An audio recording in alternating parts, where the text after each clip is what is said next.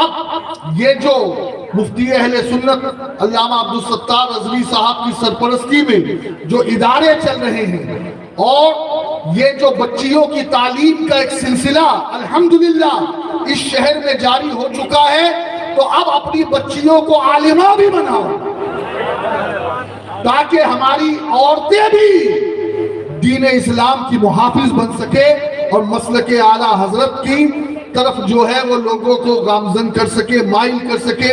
بس انہی چند گفتگو کے کلمات پر اپنی بات ختم کرتا ہوں۔ اللہ تعالیٰ آپ کو، مجھے، سب کو ایمان کی سلامتی عطا فرمائے، اور یاد رکھے قبر میں ہمارا ایمان ہی ہمارے ساتھ آئے گا۔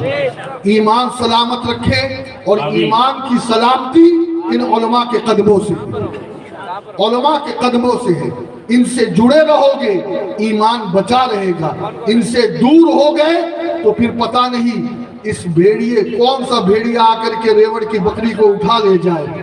اپنی بچیوں کو ادارے اہل سنت میں داخل کرے، انہیں عالمہ بنائے، مبلغہ بنائے، اور میں یہ کہتا ہوں اگر عالمہ اور مبلغہ نہ بھی بنائے تو کم از کم اتنا علم تو اپنی بچیوں کو آپ دیں کہ ان کی نمازیں درست ہو، انہیں دین کے بنیادی مسائل اور خاص طور پر عقیدہ اہل سنت سے واقفیت ہو کہ ہم نبی کے علم غیب کو ماننے والے لوگ ہیں، ہم نبی کو حاضر و ناظر ماننے والے ہیں، ہم زندہ نبی کے زندہ امتی ہیں، اور ہمیں امام نے کہا تو زندہ ہے واللہ، تو زندہ ہے واللہ، میری چشم عالم سے چھپ جانے والے رہے گا، یوں ہی ان کا چرچا رہے گا، پڑے خاک ہو جائیں جل جانے والے۔ السلام علیکم ورحمت اللہ وبرکاتہ۔ اور الحمدللہ اسی زمین پر، اسی اسٹیج پر قائد محترم داعی کبیر حضرت علامہ شاکر علی نوری صاحب قبلہ نے ایک اعلان کیا تھا 4 جنوری کو۔ وہ اعلان میں ریپیٹ کر دوں کہ اہل سنت و جماعت کا سب سے بڑا اجتماع انشاءاللہ 12 اکتوبر کو سنی دعوت اسلامی کے زیر اہتمام انشاءاللہ کربلا کے میدان میں ہوگا۔ کربلا میں ہمیشہ حسینی ہی جمع ہوتے، ایسا نہیں ہے، یزیدی بھی کربلا میں جمع ہوتے۔ آپ سمجھ رہے ہیں نا، بھیڑ دیکھ کر کہیں بھی مت چلے جاؤ۔ تو اب انشاءاللہ یہ 12 اکتوبر کا جو اجتماع ہے، اس اجتماع میں انشاءاللہ 12 اکتوبر کا جو اجتماع ہے، اس اجتماع میں آپ سب کو تشریف لانا ہے۔ تو ہاتھ اٹھا کر کے یار آئیں گے نا، اس کی دعوت بھی عام کرنی ہے، اور